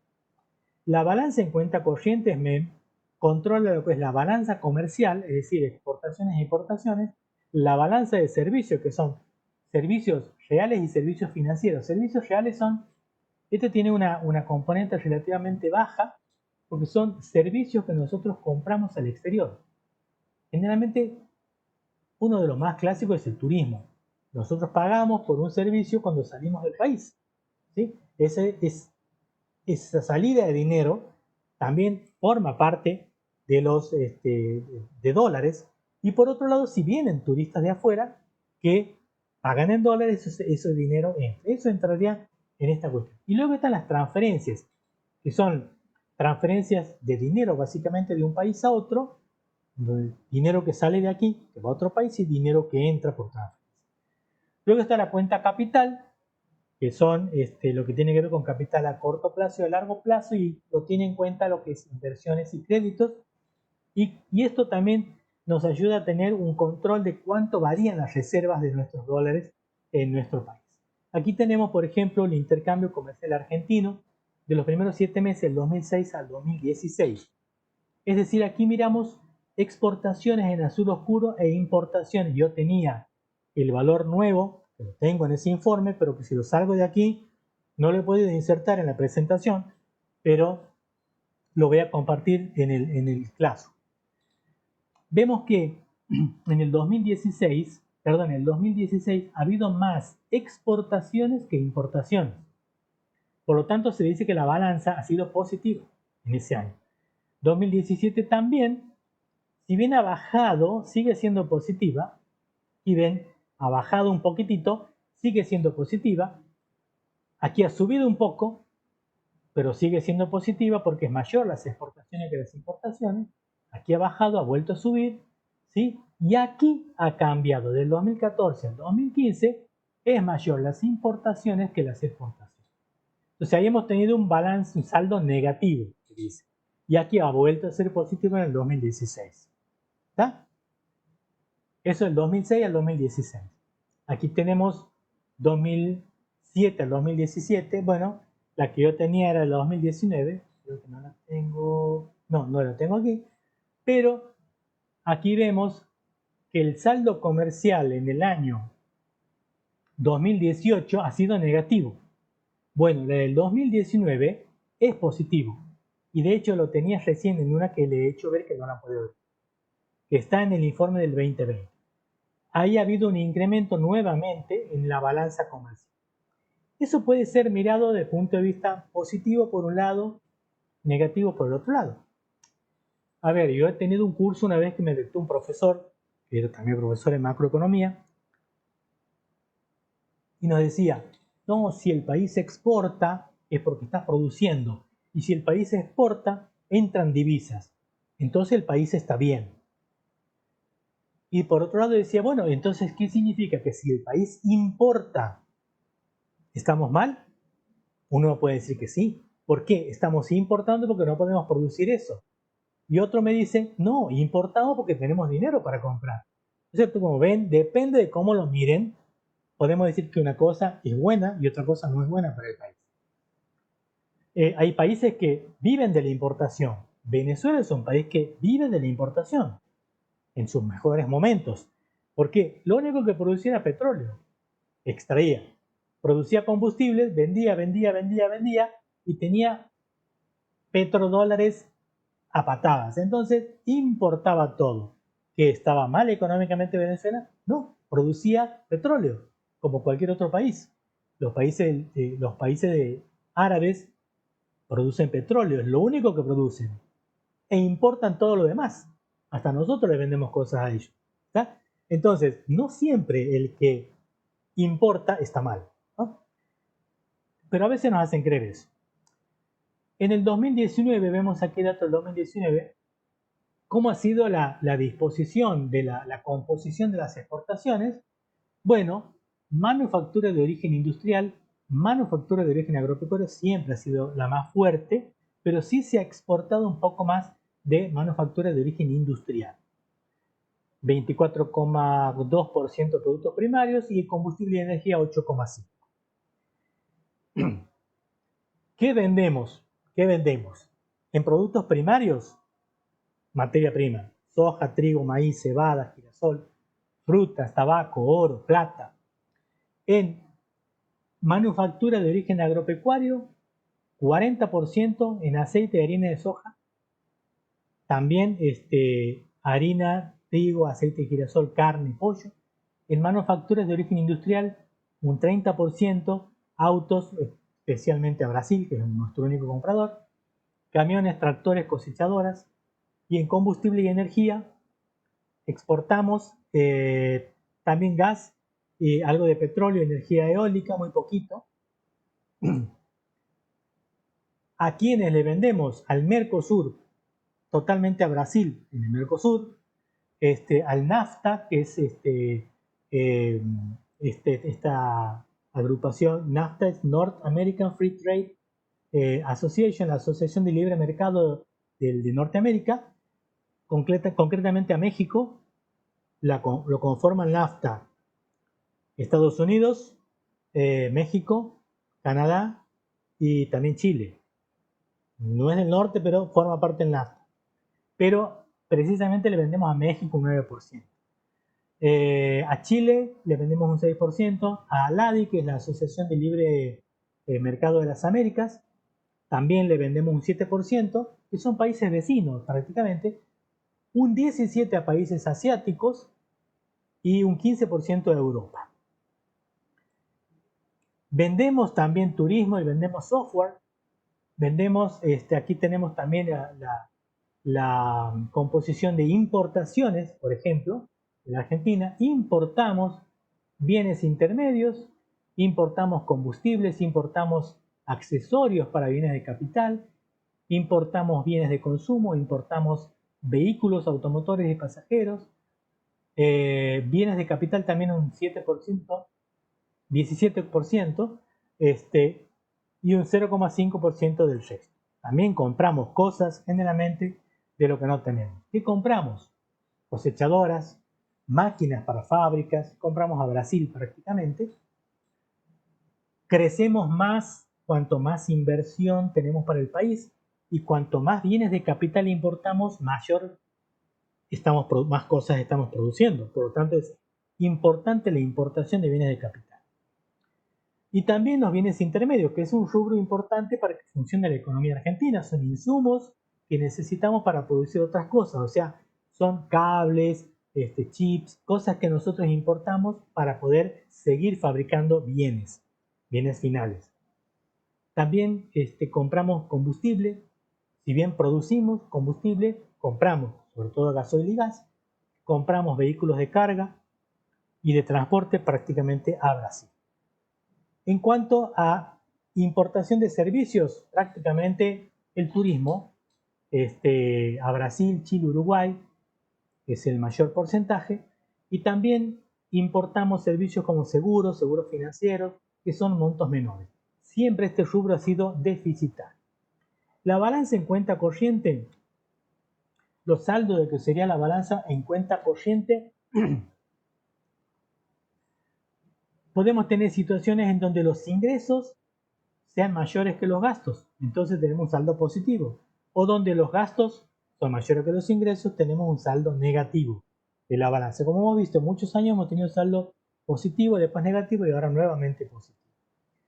Si tenemos un déficit en la balanza de cuenta corriente, es decir, que importamos más de lo que exportamos, hay déficit cuando los gastos de esas compras son mayores a los ingresos. En esos casos, ¿qué ocurre? No tenemos dinero, por lo tanto tenemos que pedir préstamos al exterior, porque sale más divisa de la que entra. Entonces, o pedimos préstamos o bien vendemos activos, como se hizo en el gobierno de Menem. Se vendieron activos como las empresas de petróleo, empresas aeronáuticas, que se las vendieron a otras empresas del exterior. De esa manera entraron muchos millones de dólares y eso es lo que ha mantenido la paridad del 1 a 1 durante la década del gobierno de Menem. El periodo del gobierno de Menem.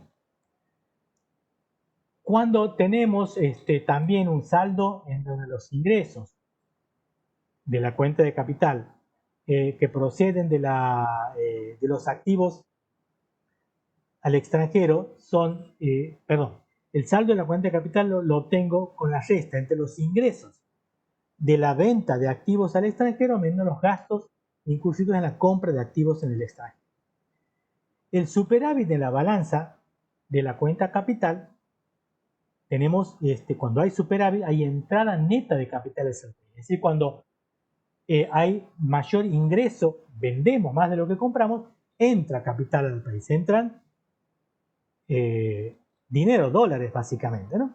Y cuando hay déficit es cuando hay una salida.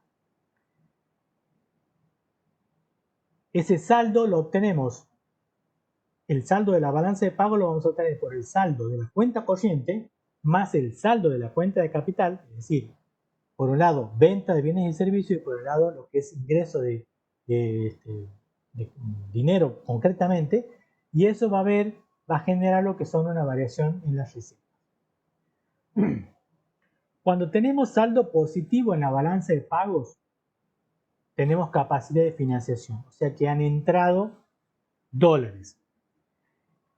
Equivale como a otorgar un préstamo al resto del mundo, es decir que tenemos dólares en cantidad, esos activos aumentan, las reservas nuestras aumentan y por lo tanto tiene el país mucha solvencia.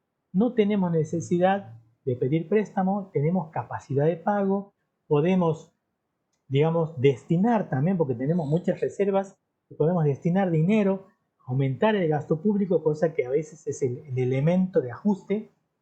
Entonces, son momentos de bienestar del país, ¿sí?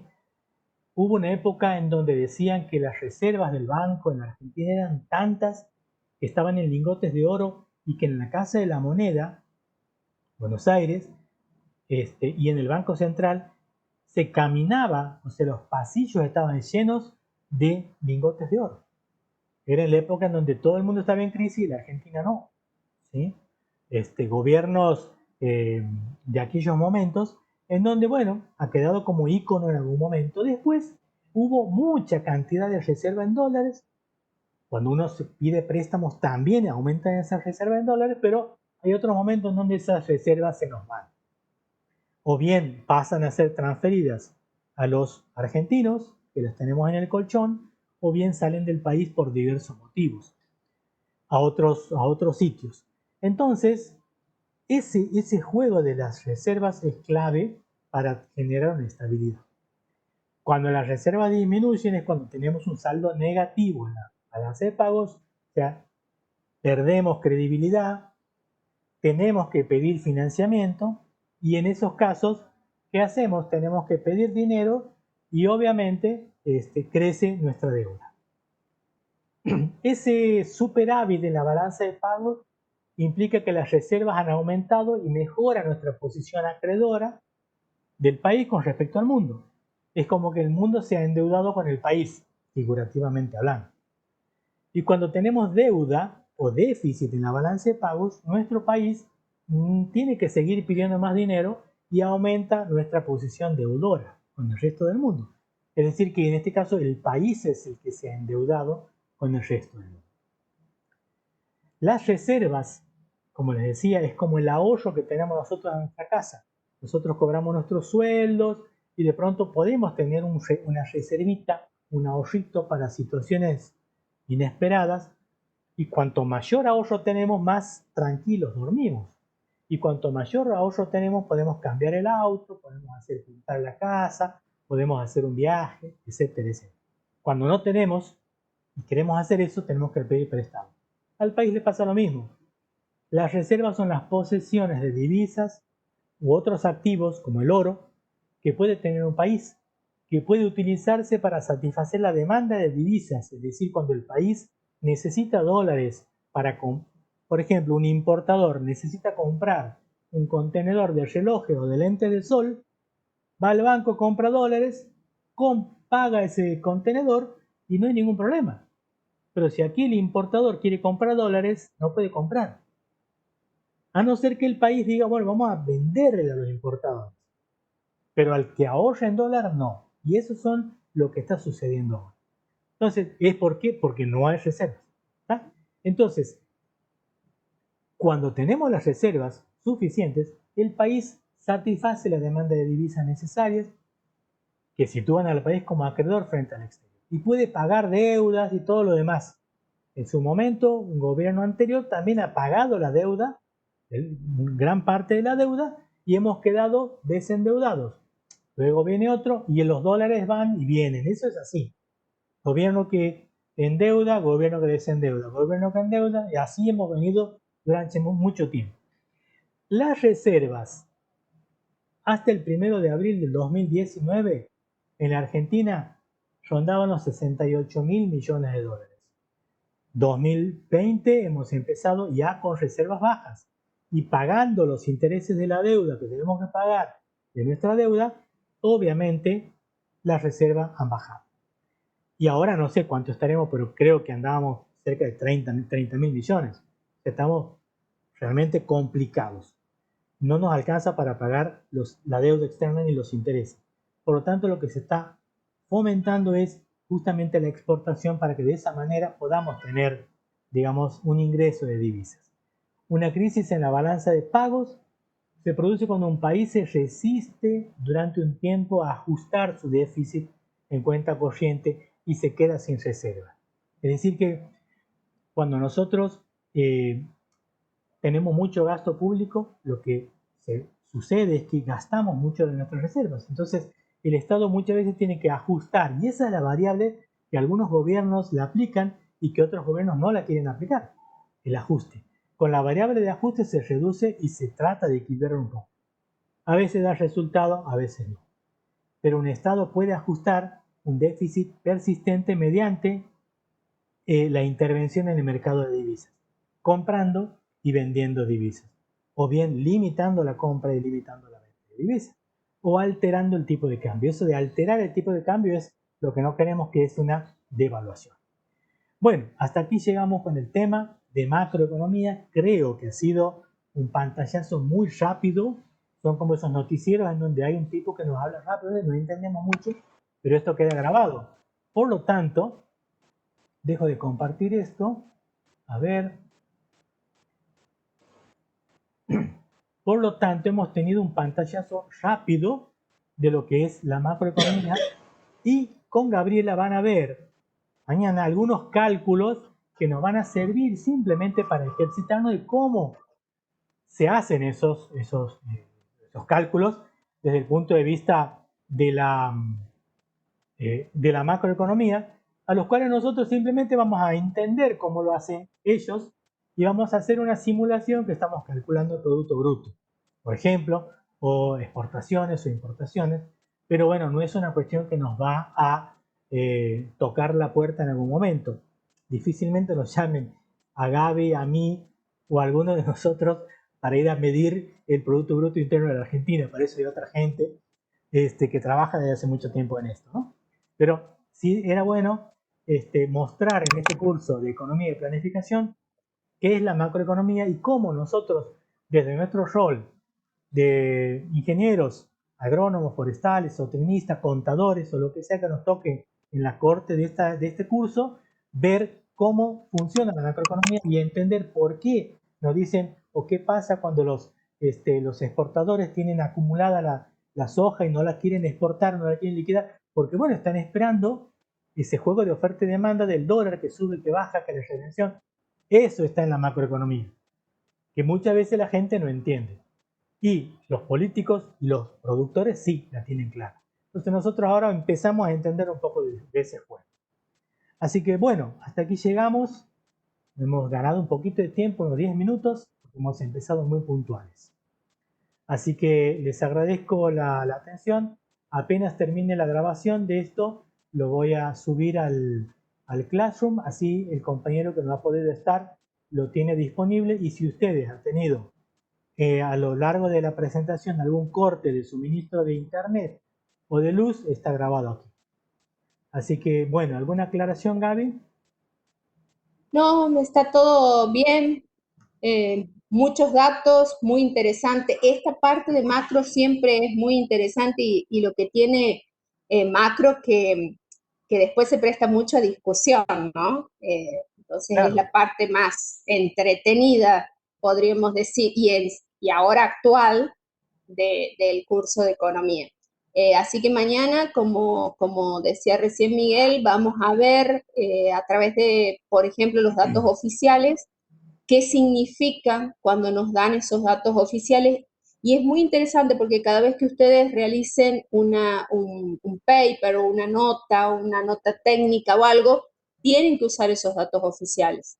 Muchas veces tienen que comparar los datos de precios con los que se están poniendo en pizarra, comercio exterior, producto bruto geográfico, cuánto aporta el sector agrícola ganadero ese producto bruto. Bueno, vamos a ver los datos oficiales y vamos a interpretarlos. Es como recién decía Miguel, o sea, tampoco no vamos a salir economistas de aquí, ni mucho menos, solamente que sí, al ser técnicos, al estar trabajando en un sector productivo tan grande, necesitamos conocer esos datos y cuando los dan, interpretarlos, ¿no? Sencillamente eso. Sí, también tener un poco de información para poder responder o interpretar cuando nos habla un economista o cuando nos hacen una pregunta.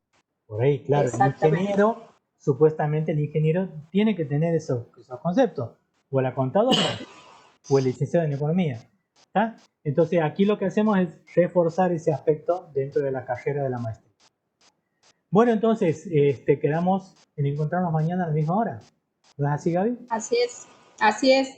Mañana a las 5. ¿Alguna duda que haya quedado, chicos, de la presentación?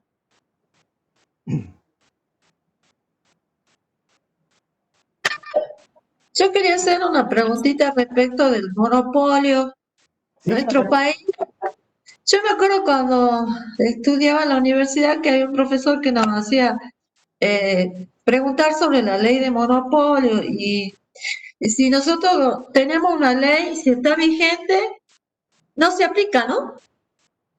Desconozco de la ley de monopolios, desconozco si está vigente o no, pero sé que en otros países eso se aplica rajatabla. No permite el monopolio. Sí, y para decir que un mercado es, tenemos cierta actividad, es monopolio o es oligopolio, tiene mucho que ver la zona, las leyes, porque por ejemplo, el transporte de servicio público acá en Jujuy la brindan muchas empresas. En cambio, Salta la brinda la empresa Saeta. Y la empresa ahí tendría un monopolio, ahí en la ciudad de Salta. En cambio, nosotros no. Y hay que ver la zona, ¿no? Zona, analizar Claro. la actividad, Sí. las leyes, todo eso. Exactamente, Sí, normalmente aquí, por ejemplo, en Santiago también había una época en donde eran varias empresas y tenían cada una un recorrido. Entonces, varias empresas, tres o cuatro. Después vino una empresa grande, ERSA, que también tiene en todo el país, te ocupa, y ha captado casi el 80%, y quedaron ERSA y otra empresa más, o dos empresas más. Pero antes eran unos 5 o 6. Entonces había una especie de competencia. Pero no es que haya un monopolio, sino que no podría haber varias empresas que hagan el mismo recorrido. Entonces, por eso es que se dividen, o bien todas están concentradas en una. Pero sí sería el caso de un monopolio si hubiera una sola empresa que brinde ese servicio. Es el caso, es un monopolio, si se quiere, también natural. Es como el de gas, el de agua o el de electricidad. No podemos es tener natural. claro, no podemos tener tantas empresas que den el mismo servicio, Y las gaseosas, por ejemplo, ¿qué estarían dentro de lo que es oligopolio o competencia monopólica? como una competencia. Porque Competencia monopólica. claro, son bebidas gaseosas que son productos similares, pero hay una diferenciación, digamos. Sabor, color, la propaganda, El packing. exactamente, toda la presentación que tengan. ¿Sí? Otra preguntita. ¿Las reservas del Banco Central de la República Argentina contienen las divisas que provienen de retenciones que se hacen a las exportaciones y otros conceptos más? Sí, lo que los exportadores liquidan y pagan de retenciones va a las arcas del Estado. Y esos son guardadas en el Banco Central, en la reserva. Y otra parte, Mm. obviamente, va al bolsillo del exportador, ¿no? De eso vive el productor agropecuario que exporta. Sí, y bueno, otra cosa también que me llama la atención, que nosotros estamos dependiendo mucho del dólar y por ejemplo en la Unión Europea el dólar ahí nada y nosotros acostumbrados a comprar dólares y allá nada, es todo euro. Lo que pasa es que depende de la fuerza que tenga la moneda nacional en cada uno de los lugares. O sea, nosotros, por ejemplo, a diferencia de Brasil o de Uruguay, nosotros pensamos en dólares, pero porque nuestra moneda siempre fue muy débil. Siempre hubo devaluaciones fuertes, siempre hubo grandes cambios económicos. En cambio, los países de la región no son así, tienen un peso mucho más fuerte que el nuestro, entonces por eso ellos se mantienen relativamente constante en su igualdad peso-dólar. Exacto, aparte, vos pones el ejemplo de Europa, pero el euro es una moneda muy fuerte. Y ni siquiera es una Muy moneda fuerte, de un país, es una moneda de un claro. grupo, de una región, digamos, ¿no? Este, ¿Cómo se llama? Bueno, un continente prácticamente, ¿no? Así que por eso la gente allá no, es más, prácticamente no te reciben dólares. Si uno va de aquí para allá, nosotros acá hemos estado prácticamente casi un año viviendo en España, hemos hecho el doctorado, y uno de aquí va llevando dólares. Y allá quieres cambiar, y allá cambiar de dólares a euros te cobran un dinero extra, porque a ellos no les conviene. Ellos piensan en euros. Y el euro, por más que se devalúe un poco, no se van a pasar al dólar. En cambio, el brasilero, si devalúa un poco el real, tampoco se pasa al dólar. Lo soporta, lo aguanta y luego la economía se estabiliza. Pero en la Argentina hay una devaluación del 0,5% y se desespera la gente por comprar dólares. Porque el argentino es así. ¿Sí? Bueno, mañana seguimos conversando. ¿Ok? Gracias, profe. Bueno, nos vemos entonces. Hasta luego. Hasta luego, profes. Hasta luego.